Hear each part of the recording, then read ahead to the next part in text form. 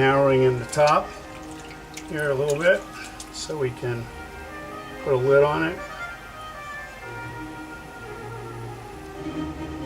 Got quite a bit of clay up here. Just want to make it so I don't all mess up the top part. I guess I'm going to come out here a little bit more, make a little bit bigger shoulder here on this pot. Okay, and now we're getting up to the top. So now I'm going to put a gesture line here and another gesture line there. And I'm going to come in with this form.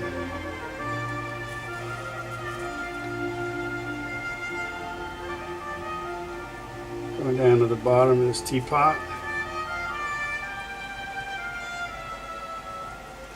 And we've got the basic body made here.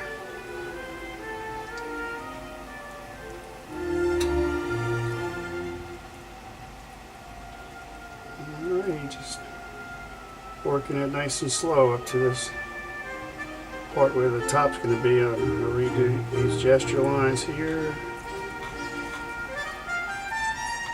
Clean up the shoulder here.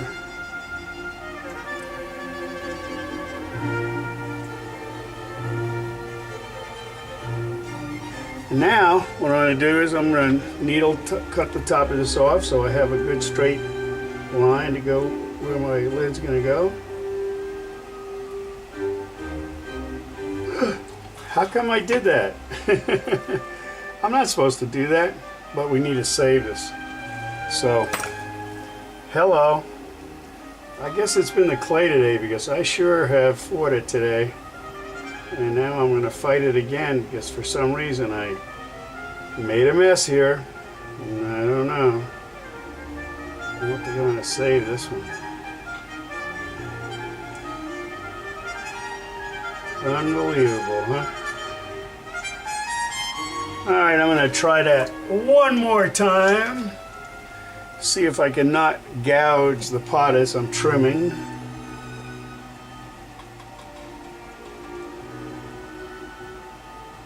Maybe my trouble was I was going too slow. How about that? That's possible, right? Okay, what I'm doing now is I'm going to set this pot so I can get the lid on it.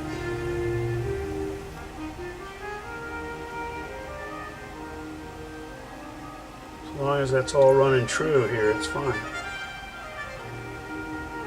So we've got it running true.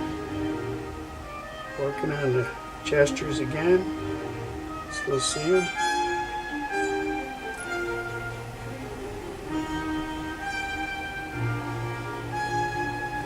Alrighty, well, there's the teapot body and a place for the lid. And I think we've got it. By Jove, I believe I've got it. Okay, now all I have to do is come back in here with our trimming tool. And we're going to trim the base down a little bit. And this pot sort of got a light bulb shape to it. I make these in oil lamps too, this basic shape. But I'm just going to cut this down now, get it nice and thin on the bottom. Taking a lot of material away from the bottom because the bottoms are usually always a little heavier than the foot. And I'm going to come in here with my trimming tool and come down to the line there where I usually make that little defined line, and then I set that ridge there. And the ridge is what gives me makes it look like it's standing on a pedestal, and then I'm going to undercut this pot real good right here. And we have the basic teapot shape for this specific type of teapot, which is called a potbelly spout teapot. So we've got this going all in the same direction. And we've got this bottom cut off. I'm going to put a little glaze catcher line here in the foot.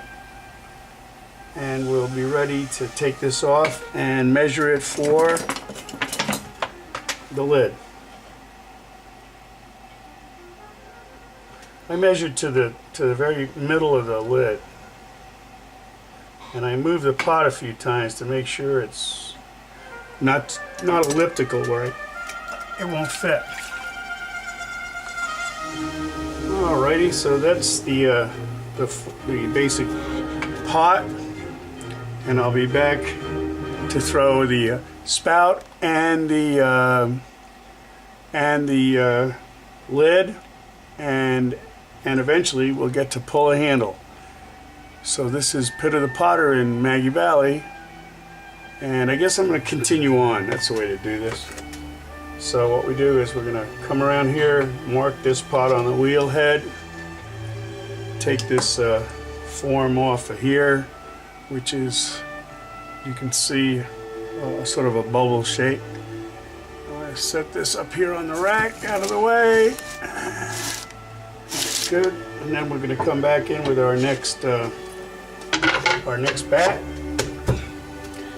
and we're going to throw a 1 pound lid here. 1 pound lid, 1 pound lid, yeah. Get some cleaned off hands here so we can deal with the clay a little bit better. Clean the wheel head. This is real time, I guess, so we're gonna do it.